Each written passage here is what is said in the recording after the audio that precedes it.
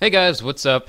It's Sketch, and I'm here to bring you a nice little story of my terrible experience I had on prom night one year.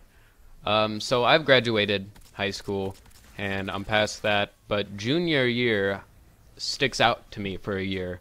That year, me and my friends were a little rambunctious, and well, you can say that we're kind of troublemakers. And I'm not like I'm proud of it or anything, but I just wanted to tell you guys a little story about what happened when I went to prom that year. I don't think prom could have gotten any worse than what happened to me that prom night. So basically, we lived on this island, and we started out. We got all of our clothes ready at my buddy's house. And I don't know, we just got ready at a friend's house, and so we lived on this island, and we had to take a ferry boat across the water to get to the place where our prom was held. And it was held in Seattle somewhere, across from where I live, and it was at Safeco Field. You might know of that, you might not. It's baseball field in Seattle. But yeah, so we took the ferry over, and I mean, everything's going all right, I guess. I didn't really know how to get there very well, but I had the brief instructions on how to get there. But soon after we got off the ferry, we got on the freeway, and we started to realize that the car was starting to smell like burning rubber. And we're like, okay, what the hell is that? And then, like, the temperature gauge on the what is the thing called? Like, next to the speedometer and odometer and all that stuff, it started to get really high. So we're like, okay, this sucks. Maybe there's low oil or something. And yeah, so the car started to overheat, and I mean, this really didn't turn out very nicely. The car overheated, and I guess we were running with no oil that entire time. So when a car overheats, some people like to it's a good idea to turn the heat all the way on. And so we had to do that, but I was wearing a full-on tuxedo, and she was wearing her dress and shit. I mean, tuxedos are kind of hot, like just sitting in a tuxedo. And so basically the rest of the way on the freeway, I was just in this tuxedo, sweating my ass off with the windows all down because we had to do that, and everything's just getting fucked up and stuff. And that kind of got shitty. So when we got around to the point of where the prom was at, which was at Safeco Field, I told you, and this is a fucking baseball field. You can see this place. Like, we got there, and we couldn't find a place to park for some reason, and, like, there was just, like, we didn't know where anybody else parked, so we basically parked in this shitty-ass parking lot, like, 3 blocks away, that cost money, and, I mean, it was bullshit, and I left the sunroof open, I guess.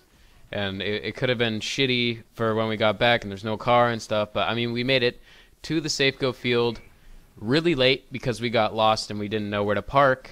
And we basically got there, took pictures, which sucked. Because pictures at prom are fucking ridiculously expensive. These ones cost around $80, I think, to get our picture taken. And it was just stupid. I mean, it just drains your money. Don't go to prom. Just stay at home and masturbate instead. Yeah, so the pictures sucked. We were there for about a half an hour, dancing to awful music and just sweating profusely all over each other. And, I mean, in my last story for Caught Ops,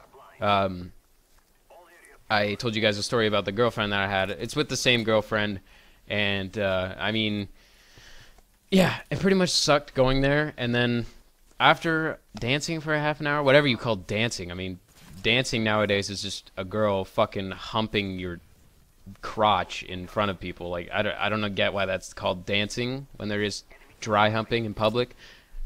But whatever, it's okay. That's what pop culture does and teaches us. So, yeah, so we made it home very late on the ferry after that. We went back to the guy's house that we got ready at, and we started to you know, have some drinks, have a good time with each other. And it was like a group of 8 people or so, and everybody had their date, and it was all right. I mean, you're like glad to be home, and you're like, God, finally, we're home, and we don't have to deal with this stupid shit anymore. And oh my God, that was an awful burp. I don't even know what that was. It wasn't even gas; it was just liquid. But it's okay, whatever. Yeah. So we made it back.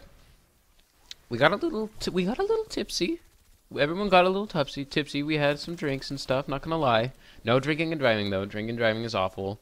And prom night is a night where everybody likes to drink and drive and go fucking kill themselves. But that's okay, because it didn't happen to any of us. And every couple that came over, which was about 4 couples, like I said, and everybody had their own room in this guy's house. This guy was really rich, and we all had our own room with beds and all that. And everybody knows on prom night that you're bound to get a little action, if you know what I mean.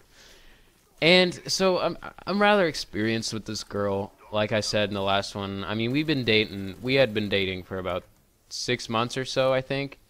Maybe a little longer than that. And actually probably longer, probably around 7 months. And yeah, so we got done with that, and we went into our bedroom, because we all had our own bedrooms.